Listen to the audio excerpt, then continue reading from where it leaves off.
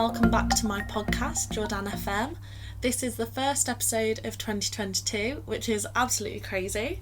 I hope you've all had a lovely holiday and New Year, however you celebrated, and I hope you're excited as I am about all the things that we've got coming up throughout the new year.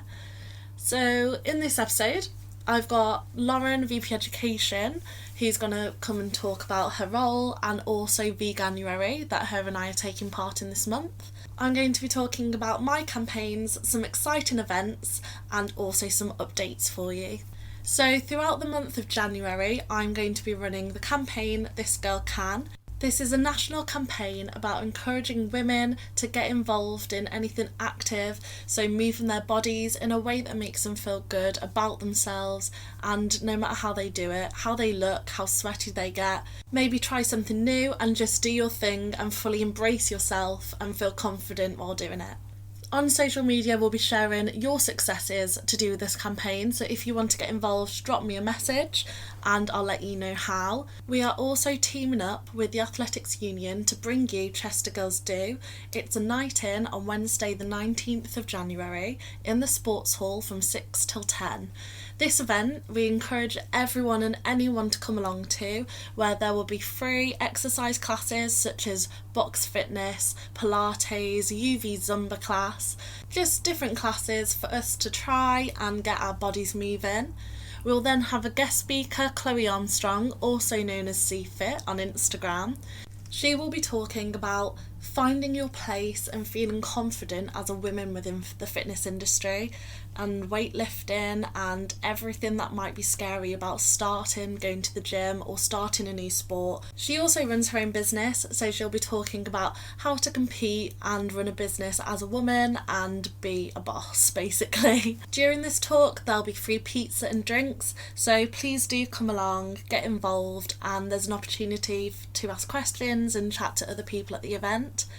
Following the talk, we'll then be having a silent disco, so again, another chance for you to boogie, move your bodies and just have fun. The event is completely free, and to book your place, go to the Chester Students' Union Instagram page and there will be a link in the bio and it's also on Playways, so follow it through, book your place and then we will see you next Wednesday. I also have an update for you based on the anti-spiking and anti-sexual harassment work that we've been doing at the Students' Union.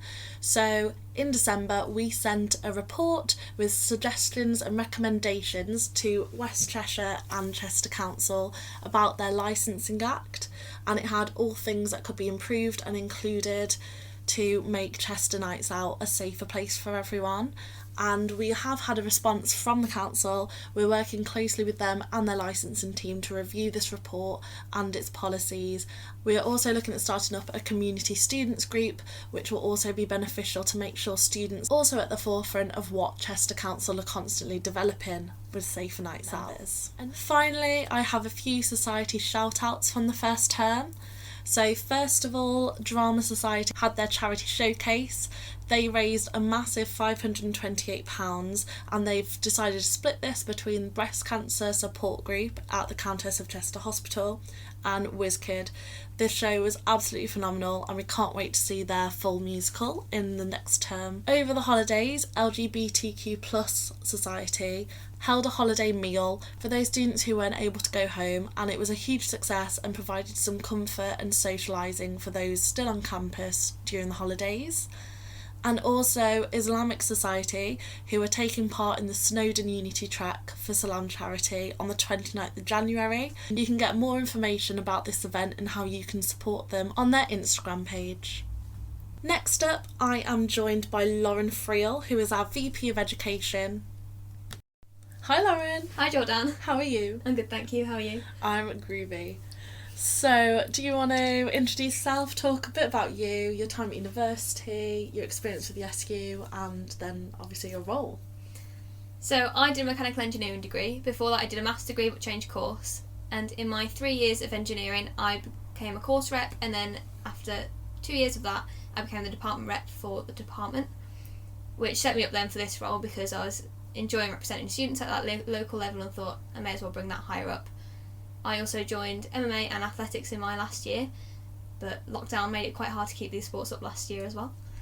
But in my role now, I represent students and their views on education at higher up committees with staff members, represent them at all levels throughout the university. I work with student reps as well to gather feedback from actual students, current students, and then bring that up as well. We also work with the other officers like Jordanne on campaigns and things like that. Nice. So she's a smart one. So in your time, so we've been here 6 months now, which is crazy. In your time as the VP of Education, what's been your favourite part about the role? I think my favourite bit is running the campaigns kind of thing. So going out to different campuses, having therapy dogs in, things like that. I really enjoy that. I really enjoy that way of getting to interact with students on more of a casual level rather than it all being formal. I've also quite liked having the responsibility we have, so we're going to all these meetings representing that, and it's quite scary at the start. After 6 months, kind of got to grips with it now. But I think that runs quite smoothly. I've also really enjoyed the officer team. I think this year we've all gelled quite well. I've really enjoyed it. Got more therapy dogs going to the campuses again this year, which is always the students' favourite thing. So it's my favourite thing too. Whenever we run a campaign now, we know if we want to get students there, we just get therapy dogs in. Or donuts. Or donuts. That's how you get me to an event. On every single one of my podcasts so far, I've spoken about Planet Donut. Sponsorship inbound. No surprise. And then on the contrast to that, what have you found most challenging about your role? I think what's been most challenging is bringing those student views stuff to higher up committees in the university and not always having them respect your voice, or they think that it's more of a localised issue when it's not. So, for example, blended learning, trying to represent that this wasn't what students really liked, and that was met with quite a bit of pushback from the university. And I think in the first few months here, when you don't really know your authority around the place, how far you can extend your role without pushing it, I think that's the hardest bit, is then pushing back and saying, no, this is what students want and this is what everyone's feeling. So having all that responsibility then to push back yourself has been the hardest bit, I think. Yeah, especially such a young voice, trying to be taken seriously. You smashed it. So have you got any exciting events coming up? In the next few weeks we have mainly stuff around SIRS, so student experience reps, so your course reps and department reps. We have an accreditation scheme, so it will be celebrating the wins that students have throughout that. We also have the SIR Academy in Development Week, so SIRS can get extra training and pop along to that, meet us, and it's all extracurricular. It doesn't really apply to the role, but it's just a great thing to have extra training on. The Careers and Employability team at the university have also got some careers in sessions, so that's more subject-specific career fairs or faculty-specific. The next one coming up is Engineering, Science and the Built Environment based. So for any students wondering where their next steps are, those are some great events to attend. I think that's about it in the coming weeks. Yeah, no, it all sounds really exciting. So as you may or may not already know, Lauren and I are taking part in Veganuary this month. Mm-hmm. How you feel about that, Lauren? It's hard. It's a struggle. Why are you taking part? I just thought it'd be something different. I was a vegetarian anyway, so I thought, well, if we go the extra step and see how it is to be vegan, because turning from a normal diet to vegetarianism wasn't too hard. There's quite a few meat substitutes out there, but then changing from that to vegan, even those meat substitutes aren't always vegan, so even what I'm used to eating I can't really eat. I think the hardest is just being well, I want some comfort food, and then the pizza and the chocolate is all just vegetarian. You mozzarella sticks. Mozzarella sticks. Cheese strings, baby bells. What have you enjoyed the most so far about taking part in Veganuary? I think it's gonna give me the opportunity to try more new foods, because that's something that I tend to stick to my own foods and be I know I like this.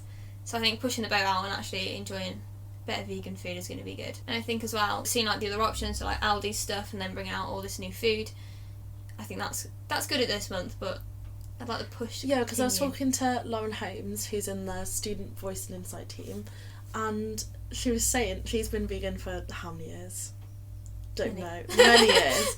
And saying she always loves January because it's a month where everywhere's got the food and that it's not met with any prejudice or anything. Yeah, it's embraced and celebrated for the month. Yeah. So they always look forward to it, but it's also why can't it be like that all the time? All the time.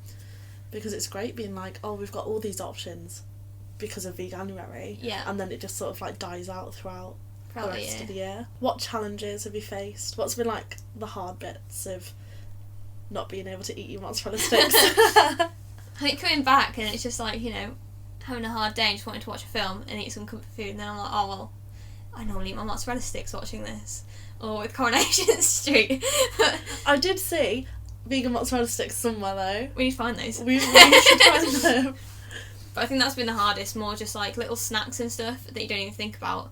So like even hop into the shop during work, you're like, hang on, nope, not that one. I found, and I said this to people in the office the other day, because I've gotten used to the taste of like the vegan cheese and vegan chocolate, I've started to crave that taste, because it is a different taste, but once you get used to it and become like accustomed to it, I've started craving that like I would normal chocolate as well. Hence last night, and I really enjoyed it. Really Is it from enjoyed Aldi? it. Yeah. Nice. And we've got the Aldi like baked turkey dinosaurs. It was great. I'm just loving life. I love food so much. I've loved going out as well to different restaurants and trying the vegan options, because I wouldn't automatically go for them, and I've had like some of the best food recently. Okay, so I ask everyone who comes on my podcast this one question, so we're going to do it vegan edition for Veganuary, obviously. So what's your food recommendation place in Chester? The best place for vegan food has to be Shrub. I was going to say, shall we say it on 3? 1, 2, 3. Shrub! Incredible. And then for desserts, Planet Donut, they have very good vegan milkshakes as well. To be honest, that's my life summed up. Shrub and Planet Donut. Have you heard of anything greater? No.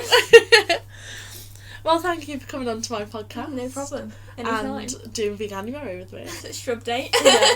But you can follow everything that Lauren's doing on his social medias. Do you want to at your handle? Yeah. Lauren Friel, VP Education. Quite self-explanatory. Just in case you didn't know, now you know. And yeah, we'll be posting loads of stuff about Veganuary throughout the month. But yeah. Thank you very much for having me. See you soon. Bye. Thank you for listening to my podcast, Jordanne FM. I hope you all have a wonderful new year, enjoy getting back into the second term.